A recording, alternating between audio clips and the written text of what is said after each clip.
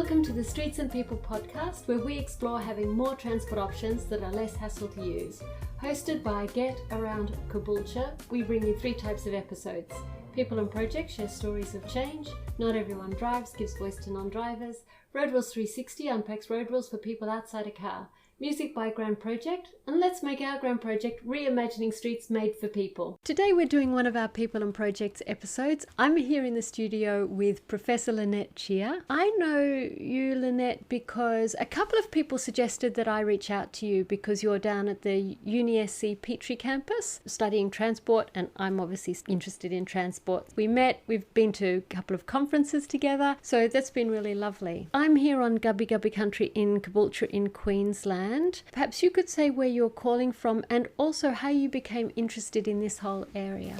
Thanks so much, Wendy, for hosting me on the podcast. My name is Lynette Cheah, and as mentioned, I'm a professor of sustainable transport at the University of the Sunshine Coast. And I'm based at the beautiful Moreton Bay campus in Petrie. And I'm so glad that we got to know each other and common passions and excitements about transportation and how we can make it good, make it better for everyone. I'm also one of the authors for a Global Environment Outlook report that's by the United Nations Environment Program that looks at pathways to sustainable development. So this is a topic that's quite close to my heart. I do quite a bit of research in efficient and sustainable mobility. So I look at different ways to help people and commuters travel more smoothly. So how can we design transport systems to better serve our communities? I work on both passenger as well as urban freight transport. So that's the business of moving goods around. How do we move people? How do we move goods? My research team and I, we usually work together with planning agencies or companies, and we use a lot of real-world data to make sure that our research and models are realistic and useful. The intention is to plan for effective, resilient transport systems, both for private and public transport, and ultimately to guide transport planning, investments, and policy decision-making. My work involves a lot of collaborations with other disciplines, like with yourself as well. I work with computer scientists, urban designers, psychologists, community groups, and recent projects include studying the efficiency of e-commerce deliveries. All of us order things online and get them delivered to our homes. I've also looked at comparing the life cycle environmental impacts of electric vehicles. So that's really coming into play now. We can see them amongst us and on the roads. And monitoring the use of materials in transport infrastructure like roads and railways. Quite a diverse sets of topics depending on the sponsors and the people that I work with. At the University of the Sunshine Coast, I teach courses on transportation as well as sustainability for engineers. So I'm in the civil engineering discipline at UniSC. I should also mention that my role at the university was created in partnership with the Queensland Department of Transport and Main Roads, or TMR. This is a partnership that I really value. It's been very helpful to make sure that our research and studies are directly relevant to the decision makers in transport planning and operations. As an academic, it's not just about writing journal papers and chasing new theories. We really want to see some real-world impact and make sure that the research is directly relevant to our communities in Queensland as well as communities around the world. When I started, I used to just go, oh, it's TMR, this monolith. What I've started to realize is that it's just people, and you have people in roads and you have people in the different regional offices. There's a lot of variability. I was really surprised at how modern the TMR is and ahead in some ways than other states. That really surprised me. I came from another state and I was surprised that TMR was like that. Really pleased, actually, I'll be honest. TMR is very forward-looking in that regard. I think very supportive of research and thinking about future planning. So I'm, again, very grateful to be able to work with them. So tell us about your work on freight efficiency and equitable transport access. Yeah, these are topics that I've been working on. I've worked a lot on freight transport projects. So we studied how goods can be efficiently delivered to people. So freight transport is quite interesting. I think it's a little bit understudied. It's a lot more complex than passenger transport, more exciting perhaps. There's infrastructure, vehicles, different stakeholders like shippers, the carriers, and the receivers drivers that receive their goods, especially in cities and built-up areas. There's sometimes a bit of congestion that happens. How can we relieve that? While passenger transport tends to follow some distinct patterns, freight tends to be more complicated. Trucks don't always have the space or time to complete all their deliveries, so how can we plan for that carefully? They also sometimes compete with passenger transport for road space, curb space. So some projects I've been working on related to freight looks at some parking requirements, loading areas, how can we make sure that there's enough space for loading and unloading. I've looked at different modes of transport too for goods. So we've looked at cargo cycles as opposed to delivery vehicles, which is commonly used. This is an alternative, more nimble way of moving things. And then also for operations side, consolidation centers. So this is where we bring parcels together to be shipped off to common destinations, or crowd shipping. So this is the idea of tapping on members of the public to fulfill some deliveries too on their way to wherever they're heading to. For transport equity, this is also quite an interesting area that I've started expanding into. This is a concept of making sure that everyone has basic access to transport and the opportunities that transport enables. So getting to work, getting to school, visiting health services, shops, or visiting friends. This is difficult if there are certain barriers to transport, perhaps for people who are non-drivers. So these are our teenagers or some of our seniors, or if you cannot afford a vehicle, low-income households perhaps, or if you live in an area with limited public transport options, or if it's not easy for you to walk or cycle to a local market or a cafe. So these are some possible barriers, and so we think about how to overcome them. Barriers can also be digital. So many transport services now require access to the internet, smartphones, or the use of a mobile app. But not everyone has a smartphone or data plans. We need to find a way to make sure that these services still remain available somehow. I used to live in Victoria in British Columbia in Canada for a short while. And when I was there, the Transport Authority actually removed printed schedules from the bus stops.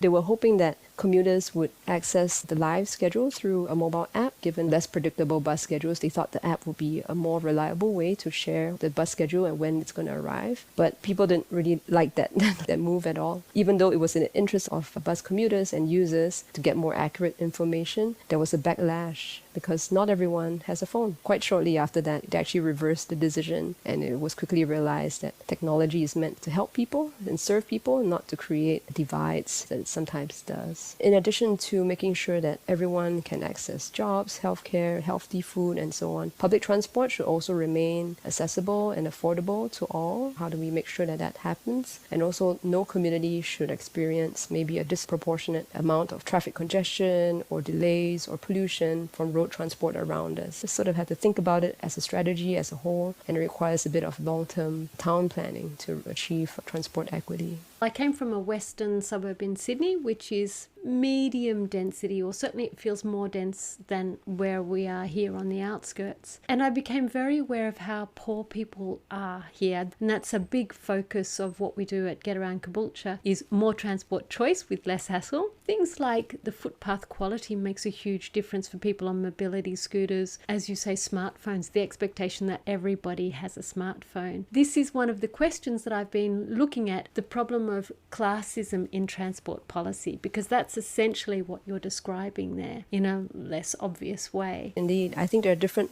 barriers that different people encounter. So understanding the different groups and the needs, things like sidewalk quality or information access. I think we have to think of it as a whole and try to overcome some of these barriers where possible. For the people who need public transport, they're the ones who often can't afford a smartphone. There's this notion of captive versus choice users in the transport market. Captive mode users are individuals maybe who don't have any options available to them and can be considered transport disadvantaged. This is also a term that I had to come to learn about. Captive transit riders might be dependent on transit.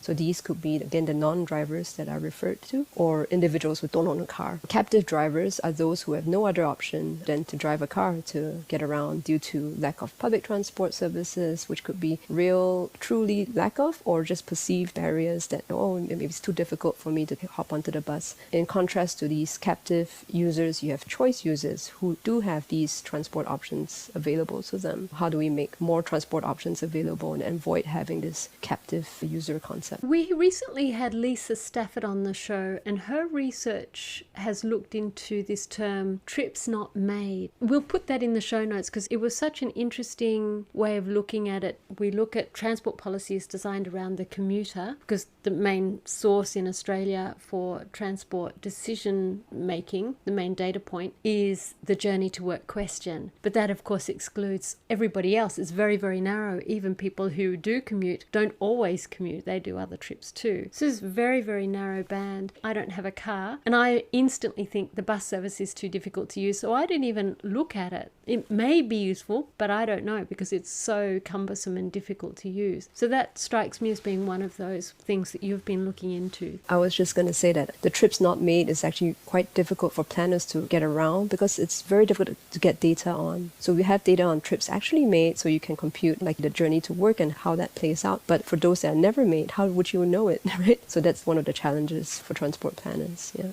How can governments, communities and individuals reduce travel demand while improving transport efficiency to lower costs and enhance network performance? Yeah, managing travel demand is a really strong lever that can help us all by reducing congestion on the roads. And there are several ways that we can avoid travel in the first place and manage this growth in travel demand as communities grow. First of all, good town planning can help to make sure that people can access what they need without having to travel too far. So this will make sure that housing is developed together with transport options and that amenities can be close to residential communities. So we try to encourage this where possible. So this way you and I can walk to, again, a local market or a coffee shop whenever we want to, or our journey to work will not take too long. Secondly, I think moving away from private forms of transport is highly beneficial for everyone. So we need to develop good public transport systems that are much more efficient in moving people and where they need to go. So it's possible for a good network that's well planned of buses and trains to move people quickly and in a stress-free way. Car ownership can also, as we mentioned, can be quite expensive for some families. And having good public transport options close to all of us is something that we all hope to have. This also involves thinking about how to make our communities more pedestrian friendly, more bicycle friendly. Of course, not in all areas, but in some areas where we want to liven up the street life between buildings, it would really make a lot of sense to encourage walking and cycling. So repairing the footpaths that you spoke about would be one of the first steps. I think we can also encourage shared mobility. So this is sharing rides or finding ways to tap on all this access capacity for greater efficiency. So sometimes when I'm at the bus stop waiting for my bus, I see cars going by and I notice that, oh, there's only one driver in these vehicles, right? That's access capacity to me. And in Queensland, the average vehicle occupancy is about 1.25 passengers in every vehicle. So how can we raise this? How can we encourage carpooling, maybe shared rides? We can also do that for freight deliveries. So we can encourage consolidated deliveries so that trucks don't drive around half empty, just delivering one parcel. Instead, they're delivering two. We can think about integrating passenger and freight transport as well. In regional areas, there are ideas about using buses that are quite empty usually during off-peak hours. It can be used to move some goods as well. Or maybe you can also help pick up groceries for a neighbor, on your way. So there are different innovative ways, I think, we can try to complete more errands or jobs with fewer vehicle trips. So shared mobility definitely features. Finally, we can think about improving the efficiency of our vehicles and using cleaner fuels and vehicle technologies like electric vehicles. So these vehicles are quieter, cleaner for environment since there are no tailpipe emissions, so they have cleaner air for everybody. They're also quite fun to drive and more responsive. The shift to EVs can happen. So we have a new lovely lady who lives downstairs. She got a delivery the other day and I looked at her car and I went, that's an e-car. So I went and I had a bit of a chat with her. This taps in directly to your home delivery food type of journey. And she said it was fantastic. It was one of the first models of that brand that came to Australia. She said it's a lot cheaper to run. She absolutely loves it. And she is able to do all her trips with it and it costs almost nothing compared to somebody who has a petrol car, maybe a P car and an E car. I don't know the correct terms for it because e-bikes are also electric vehicles. So how do we delineate what is an e-car compared to other forms of transport that are also run by electricity? Yeah, I think electric vehicles are the way forward. I think for a lot of small businesses too, this switch to electric small delivery vans can actually make economic sense for the total cost of ownership, that it could actually be lower than driving a petrol vehicle or a diesel vehicle than before. So I think the cost terms are coming to the point where it actually makes sense to make that switch whenever an upgrade is due. What are some cost-effective approaches communities are using to modernise their transport systems and reduce long-term expenses? That's a good question. I think to curb travel demand growth, like all stakeholders, like government, private sector, civil society have a role to play, and we probably need to collaborate in order to bring down expenses for everyone. Of course, we need to innovate, we need research and financing and investment, but sometimes it's also not only about technologies and how we encourage technology adoption. We spoke about the electric vehicles, but also maybe changing perceptions and how we live and work and consume. Behavioral change around transport also plays a role through the right policy and infrastructure if it's ready. For example, in transport and mobility, we often think about how can we lower this car dependency, right? We need, again, good public transport systems to be in place. But beyond offering that, I think we need to think about the underlying motivations for car ownership and how do we address them. So a human-centric approach would probably help, very user-centric, where we just try to uncover reasons why people drive or take a taxi ride instead of considering alternatives. Again, many different stakeholders have a role. Employers can even encourage employees to try out public transport, maybe by offering go-kart as a company benefit perhaps, or we can make it easier for young families who live near train stations. Maybe if they don't own a vehicle, we make it easy for them to rent a shared car, those hourly car rentals, so they don't feel a need to own a car. Or maybe it's about making it easy to park and ride, or comfortable to walk to the nearest bus stop or train station from your home. This could be simple measures like making sure the footpaths are in good conditions or having a shaded option. Uncovering all these needs, it could be quite simple changes, small changes that will make a difference for people to decide, okay, maybe I'll make that switch. It could be a marketing initiative as well. How can we make taking public transport the cool and hip thing to do? Ultimately, understanding that human factors are at play and what can we do again to overcome these barriers. You talked there about people's desire to drive. Have you ever looked into this thing about people having their own registration plates on cars and the sense of identity that people have?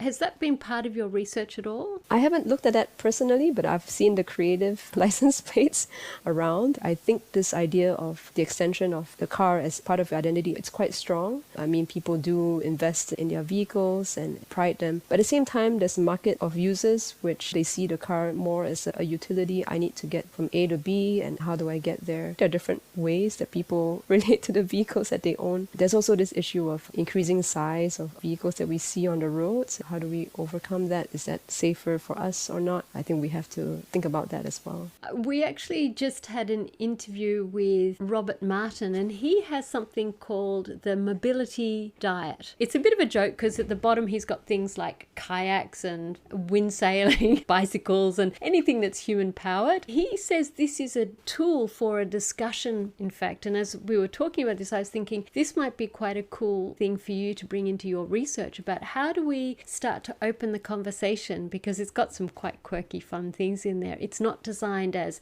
this is what you should do, but this is a starting point. How do we open the conversation? I like that starting point because, again, it's picking at what are people thinking about when they make these decisions about car ownership, which mode of transport should I be taking up. So I think it's about uncovering any possible reason, be it I like the license plate that I invested in or other reasons that's preventing me from picking one over the other. So we need more psychologists among us. So what are the main infrastructure and investment challenges for increasing electric car use, and how can these be addressed commercially? Like we mentioned, I think electric cars are coming in gradually, and I think the momentum is growing quickly. So this rolling out of charging equipment is really important if we want to encourage electrification of our vehicles. And the key is to roll out infrastructure in pace with EV sales and the demand for electric chargers. In some communities, especially cities or urban areas where it's more built up, more densely populated, sharing of these infrastructure could be involved, and then that's where it might get a bit more tricky, because how do we schedule the sharing? How do we make sure everyone has access to chargers when they need them? And it's not just for passenger cars. Again, we're thinking about electric buses, electric delivery vehicles. If we're making all these deliveries now with electric vans rather than petrol vans, same thing. They need to think about where to charge them overnight or on the way to their deliveries. There's also the issue of what's called the circular economy surrounding the used electric vehicle batteries. After these vehicles reaches their end of life, how do we collect the batteries for maybe redeployment to other users, because these batteries still have useful life in them and you can get some value back for handling them well, or recycling them, for which we don't have that many facilities for those now. So this is an issue I think probably 5-10 years down the road we'll probably be contending with all these used electric vehicle batteries, these assets actually, and what can we do with them. And do you look into garbage trucks? Because obviously garbage trucks here in Australia, they're really huge, certainly on the outskirts where I am, and they affect the design of the street. So I don't know if you know that they are what they call a design vehicle for local suburban streets, and that's why the curb, the radius at intersections is really wide, and that's because they allow for the garbage truck. Once a week it does a turning circle sometimes, and so they've designed all these local streets, which means that other cars hoon and drive very quickly because they can turn the corner really quickly, which makes it really dangerous for pedestrians. Have you included garbage trucks and recycling trucks as part of your research? I haven't looked at that, but it's actually quite interesting because garbage trucks have a fixed route. They tend to follow a very regular schedule, a fixed route in a sense. Making them electric actually makes a lot of sense because you can very well predict how much range I need, what the size of battery that I need, the size that I need, and then plan for the charging as well. They probably return to a depot where you probably can get them charged. It's interesting that you mentioned how roads are designed around these vehicles and how large they are. I actually just traveled to Japan recently. On the streets I saw a baby garbage truck. It was very small and it was playing a tune as it was going around the small streets trying to pick up the garbage so that it alerts the residents that, hey, it's garbage collection time. So I guess, yeah, for different areas you can customize the vehicle to the needs. And again, for certain routes like service vehicles, utility vehicles, we can again think about the routes and plan the electrification if we were to pursue that. As you were talking about the little baby garbage truck, I had this image of it. Does it have a trunk at the front and could you ride on the top or something?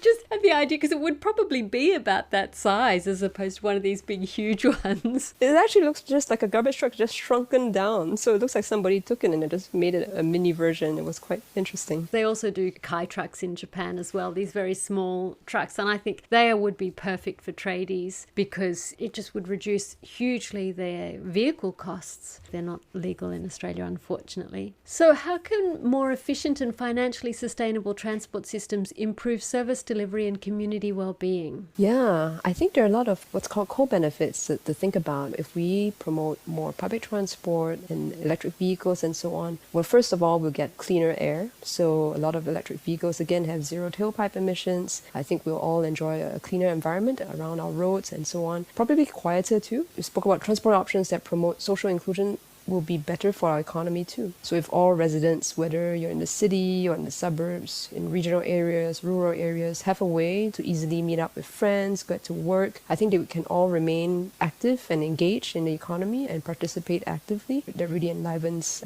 community spaces and so on. I think other than social benefits, these cleaner air benefits, there are health benefits as well. So livable and pedestrian-friendly streets promote healthier communities. And studies have been shown that people who take rides in public transport, walk or cycle more, tend to be more healthy. So I think there are lots of different benefits to think about. Yeah, I certainly think that being car dependent does increase the kilos. I think there's been some research which says for every year you drive, you add a kilo or half a kilo to your waistline or something like that. Does that sound familiar to you? No, I haven't seen that, but I've seen a picture which shows a man driving a vehicle and he's walking his dog through the window of his car. So that doesn't quite help, I think, in terms of getting the walk of your day, I guess. It's a very funny thing. One of the questions we've talked about before is your PhD students. You're obviously expanding your number of researchers and wanting some high quality researchers. What are the opportunities at the moment that you've got going in your research team? Yeah, thanks for asking about that. We have some opportunities at the University of the Sunshine Coast. So we are looking for students to join our team. We do have scholarships for those who are keen to further their studies at the university, do some research, pursue a higher degree and a higher qualification. So either a master's or a PhD. If you do a PhD, that would take about 3 years. And then again, the scholarship would span that amount of time. If anyone's interested in transport, mobility, some of the topics that we spoke about, how do we move people, how do we move goods around, welcome to come speak with me, and I'm very happy to share more. My previous partner was doing his PhD while we were going out, and it is a challenging endeavour to do a PhD, and having a lovely PhD supervisor is an absolute game changer. So I'm sure you would be a very lovely PhD supervisor for somebody. So yeah, you're a very kind person. I always see you being always very kind, even with me, who is very enthusiastic. Thanks, Wendy. I've always appreciated your style, so I'm sure you'd be great. So if somebody's a community member, doesn't have much time, doesn't have money, doesn't really know anything about transport, what's something that they can do? I think there are different things we can do at different levels. One is about just, I think, knowing different options and what's available for us and trying out new things. Maybe there's a new bus route to explore, or where do the options that I have around me bring me to, and enabling that. So being willing to try new things would be one. Other things would be just learning about what's happening in our neighborhoods in terms of transport planning. Can I have a say in some of the changes that are happening? For example, right now I'm working on this transport equity projects. We're so keen to hear from community groups about what are some of the barriers that you face, how can we overcome them. Just chatting and having conversations like that would help. I think that way we make sure, again, that we design the systems around us that fits the needs of the users. So I think awareness, participation, being open to trying out new things. For individuals, I think we also have choices that we can make. We also vote with the actions that we take. So this would be which companies you buy from. If you were going to choose an electric vehicle, where would you buy it from? There are other things we decide too, like how frequently you buy things online. There's some impact associated with shipping things to you quickly, maybe slow down the shipping option. And these are factors as well. One of the things that I didn't realise when I started was how important and effective the community voice is, because you feel like often you're shouting into the wind. But I do know from having spoken with transport people at council and state levels, decision makers, politicians, how important the community voice is. For people who feel like, oh, there's no point, no one will listen, I absolutely discourage that thought and to take a step forward, because the one area of weakness in transport policy is getting feedback from the community. There's just so little engagement in that space. So I definitely think that's worth doing. For somebody's at the bottom of the food chain at council, what can they do that would perhaps shift the transport direction in helpful ways? Yeah, firstly, we always welcome to work together with council. If there are some research studies that you like to see but never had the time or the resource to overcome, we'd be happy to work together to explore. For example, I know that the city of Moreton Bay is now conducting a survey, Moreton Says, and then they're reaching out to members of the public to share more about how do you feel about public transport and so on. This outreach is great. Again, awareness and learning. There are actually quite a lot of resources available too on transport planning and how to enhance that, how to justify the investments and so on. All these resources are available, and I think the university stands by to help with a lot of these efforts. With those transport resources, I'll put them in the show notes. There's some resources from the International Transport Forum in terms of transport planning in growing cities, for example. There are some that focus on specific initiatives, like if we're trying to think about charging infrastructure in our town and how to enhance that. There are specific resources for those as well. If there are specific ones, we'd be happy to direct, but there are some broad ones just about promoting public transport investments and how do we justify those. All right, that's great. Anything else you would like to share? Any closing remarks, any final thoughts, anything you wish I had asked and haven't yet? No, I think we had a very nice conversation, Wendy. It's always great to meet with you and chat. We have common passions and interests around transport, so I really hope that we can continue the conversations beyond. Yeah, well, I hope so, and I'll have to think about some ways that I would love some research, because I've got plenty of ideas for research, but of course there's no money in it from me, but I've always got lots of questions that I want researched. Definitely. I'm particularly interested in transport economics and how can we get some good tools like a playbook for council to be able to look into the sort of political landscape. Everybody knows what to do. The question is, how do you get that further up the food chain? So I would love to see some research into that. So I'm just putting it out there for you, Lynette. Good. Thank you very much for your time. I know how completely flat chat you are, so thank you very much. Thank you so much, Wendy. I've enjoyed chatting. Thank you for listening to the Streets and People podcast. If you enjoyed this episode, share it with someone who'd find it helpful. Your small action could make a big difference. We're on all the usual podcasting platforms, so don't miss a single story. To find out what else we do, check out getaroundcaboolture.au. Until next time, remember, there's more than one way to get where you're going. Keep moving, keep listening, and keep imagining streets made for people.